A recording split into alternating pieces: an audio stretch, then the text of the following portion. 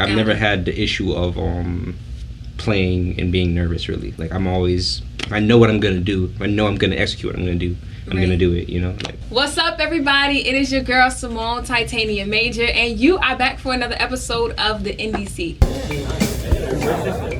So yeah, it's been all day.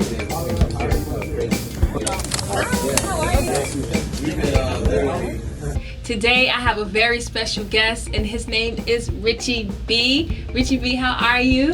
Doing pretty good, man. Just chilling. Yeah. Nice day outside. So, Richy B, when did you fall in love with music? So my first experience with music was like probably when I was 9, but I had always loved music, like from like I would say as much as to 5 years old. 9 years old, I saw a guitar for the first time, and I was not really taking it seriously. I was just playing around, hitting against it, you know, being a kid. Yeah. And then after a certain period of time, I kind of developed interest because I remember seeing MTV, and I saw Nirvana. They were just kind of like doing this top 100 songs of the 90s or whatever. Yeah. And I was looking at it, I saw that, I'm like, man, who is that? What is that? This is like 2001 or whatever, you know, and I was like, what is this? This is interesting. I like that. I don't know why I like this kind of music, but it's cool. Yeah. So at 12, I'm like, I'm gonna play guitar.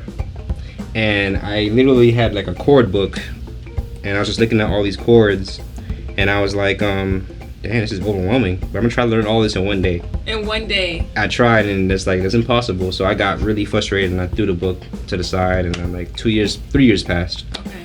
Then I kept listening to music. My you know, I still love the music. And I was like, man, I gotta get into this because this is awesome. Imagine being able to play this stuff.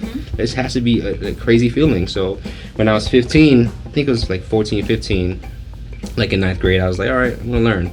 So I actually hunkered down, didn't have many friends, spent that summer just locking out, turn the TV off. Yeah. Like, this is how much discipline that I had when I was younger. I was like, I turned the TV off and just hunkered down and just studied books and stuff like that. This is when YouTube was just about getting, it was in the beginning stages, so there was not really an abundance of videos. You know, I did eventually, you know, look at YouTube videos and try to see more or less what people were doing. Yeah.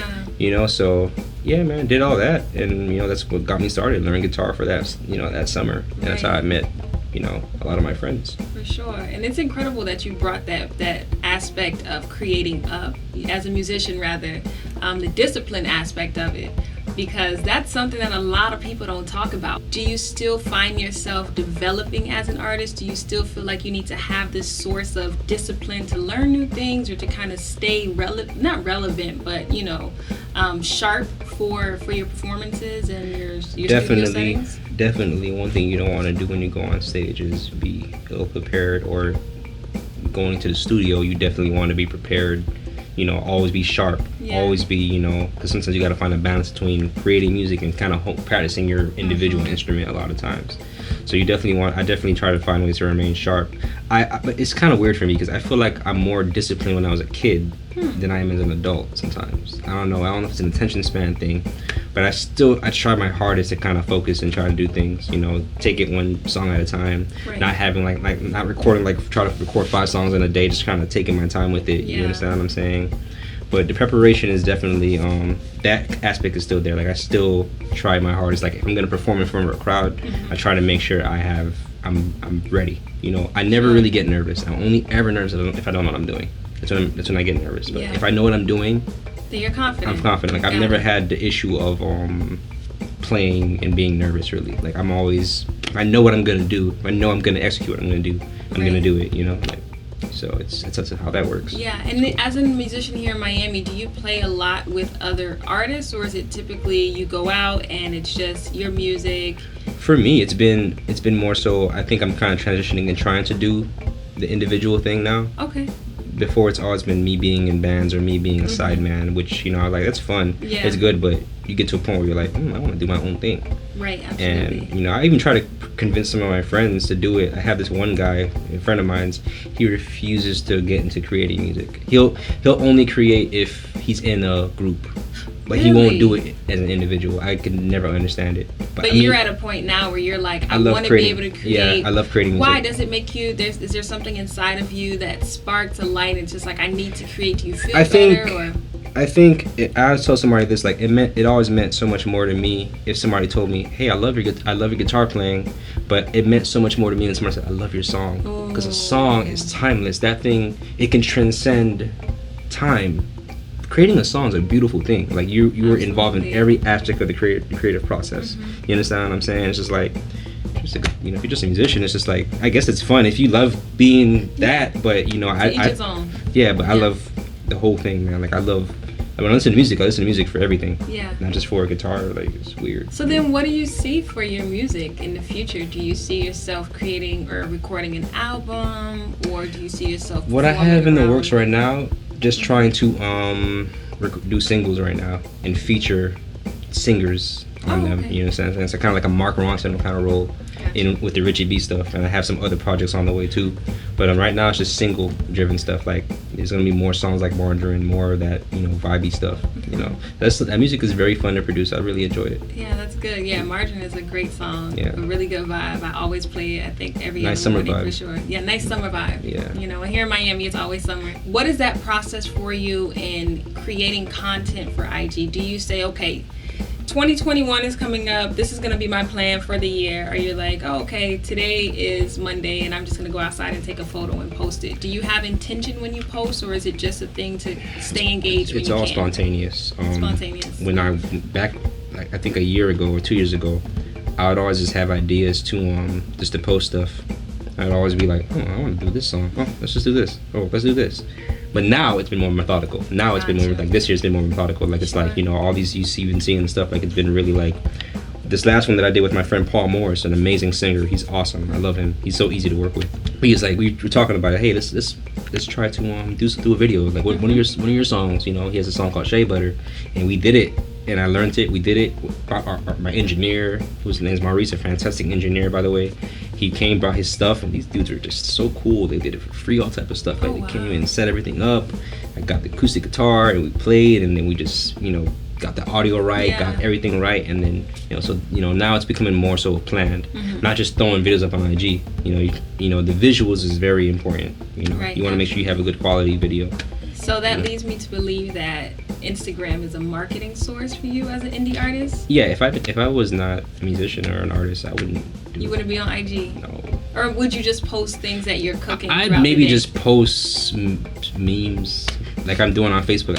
My Facebook is really a meme page now. It's like I don't even use that thing to even... Noted. So if you people want some really good memes, head over to Richy B's Facebook. Your music's on Spotify. I have a love and hate relationship about the Spotify thing. Tell I had me, a friend, please. a close friend of mine's made it aware to me. He told me, he had rather put his music on Bandcamp instead. And I kind of scoffed at it, but then I sat back and thought, and just looking at statistics and stuff, and I'm like, man, we're not making any money off of this stuff, man. Wow. Like, we're only making this much. I didn't know it was so bad. Because you're so excited for the allure of having your music online. Oh, everybody can hear it, but at the end of the day, you want people to hear it, but you want to kind of make a profit off of what you do and what you love. And these streaming services don't give us anything, man. They want to get all the benefits of us having the music on there, but they don't want to, so it's a kind of a love-hate relationship. In one aspect, it's good. It's like two sides of a coin. One aspect is good because, people see your music. The other side is bad because it's like you don't make no money, but I don't know. It's just how it is. Yeah, and how does your audience take to it? Is your audience more open to a Bandcamp situation, or are they more open to, well, this is easier for me, I just want to stream it on Spotify, Apple? People seem to be up to their own little, they want to use Apple Music and they want to use Spotify because this is what's the most accessible. Absolutely. Some people, as much as it pains me to say, some people don't want to click on the Bandcamp link. And then, what's cool about Bandcamp, you could donate. Yeah, Nice. It's a cool thing about it. Yeah. But these other streaming services, you can't. No tip or nothing like that. Does your music reflect any of the topics that are going on now, or do you think it needs to reflect it? Do you feel a responsibility to reflect any of that? I believe going forward, it's something that I think about all the time. Yeah. But definitely, that's just gave me some thought right now to actually put that into my music. Because I've always tried to stay away from political stuff and I always try to stay away from social stuff. But I'm black, and a black indie artist, we don't get as much. We don't. Our plight is harder than the white indie artists. So I think it would help for me to put that into the music and let people know, hey, I'm making this amazing music, but dude, I'm having issues being this color. There's issues, living in this world and having to be this way. You understand what I'm saying? So you gotta make it known. So definitely that just inspired me to want to even do that now. There's a huge Black indie artist scene here in Miami that a lot of people don't know about. So you just moving forward is gonna constantly show the world that you are important, that your voice does matter. Do you have a favorite project that you worked on so far, like in your artistry as an indie artist? My favorite project that I've done so far, one that I'm currently doing right now, it's with this artist called Stephanie St. Combe. We've been working on a song right now. It's not tentatively titled yet, but it's really dope. I just really went to her studio, brought my whole studio setup, and just like produced on the fly. That one and this other project that I have out, it's a hip hop and R&B project. So it sounds nothing like Margarine. It's not even Richy B stuff. It's me and a friend. Okay. His name is James Rohn, and also a local artist. Okay. He's a rapper. He can sing. James Rohn. Okay. So ROAN. He's an amazing artist. We have this project that we're doing. It's called Elements of Life. That we probably out, and then that project talks about more love issues than other stuff. But that was my favorite up until this point. It's probably the favorite thing I've ever done, because it's just like we literally went into the studios and then we just we didn't have nothing. We had no song and nothing, and I just literally produced a beat, and then as I'm writing the song, he's writing lyrics. I'm like, I've never seen somebody do that before. I usually wait till the song's done. You don't, you write to the song. Yeah, have that synergy. Yeah, so amazing. Dude, every song we've ever written on that album was from scratch. It was never a beat that I had on my laptop or something. Right. It was always on the money, like and he just go. I'll track him while recording. He'll record, and he doesn't take a lot of takes. He's just quick and efficient. Wow. We adjust what we gotta adjust, and then we go. So that's a project that I'm really excited about. Nice. That's gonna come out next year. Richy B, it was a pleasure. Thank you so much for sitting here at the indie seat with me and spilling your guts and telling us all about your process and your experiences. I'm Richy B. You can find me on Instagram under Richy B __. That's all, folks. And I'm Symone Titania Major, and you were watching another episode of The Indie Seat. You can find me on SymoneTitania.com. Shout outs to Context of a Generation for producing The Indie Seat. Peace.